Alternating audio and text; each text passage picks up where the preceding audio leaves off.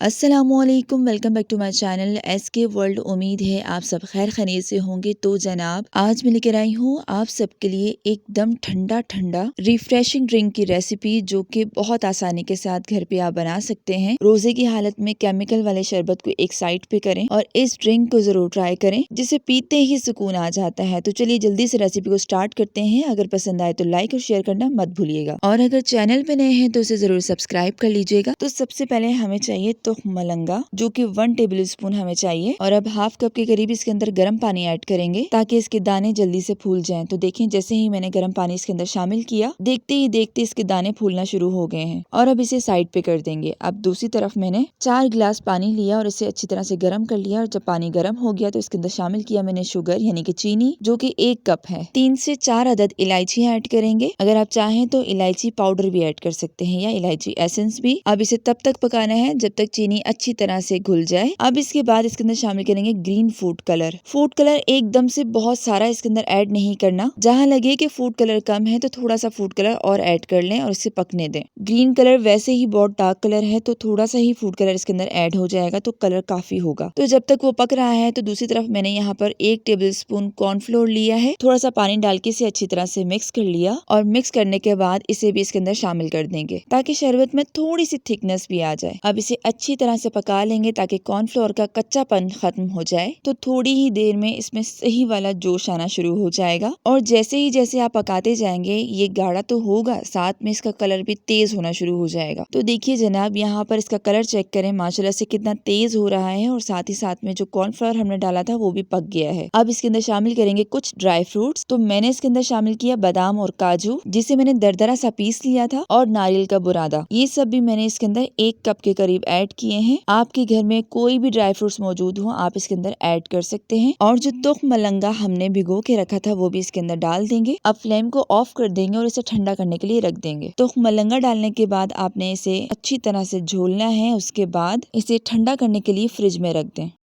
तो लीजिए जनाब, ठंडा ठंडा मजेदार इंतहाई खूबसूरत और रिफ्रेशिंग ड्रिंक बन के तैयार हो गई है। इसे देखते ही तो सुकून आ जाता है, लेकिन पीने के बाद यकीन जानिए बहुत ही ज्यादा सुकून आता है। इस रेसिपी को आपने जरूर ट्राई करना है और मुझसे शेयर करना है कि आपको ये ड्रिंक कैसी लगी। उम्मीद है हमेशा की तरह मेरी आज की ये रेसिपी भी आप सबको पसंद आई होगी। अगर पसंद आई इसे जरूर लाइक कीजिएगा, अपने दोस्तों के साथ शेयर कीजिएगा। चैनल पे नए हैं तो इसे जरूर सब्सक्राइब कर लीजिएगा, साथ में लगे बेल आइकन को प्रेस करके ऑल पे क्लिक लाजमी कर दीजिएगा। तो जनाब, मिलते हैं नेक्स्ट रेसिपी के साथ। मुझे अपनी खास दुआओं में याद रखिएगा। अल्लाह हाफिज, फी अमानिल्लाह।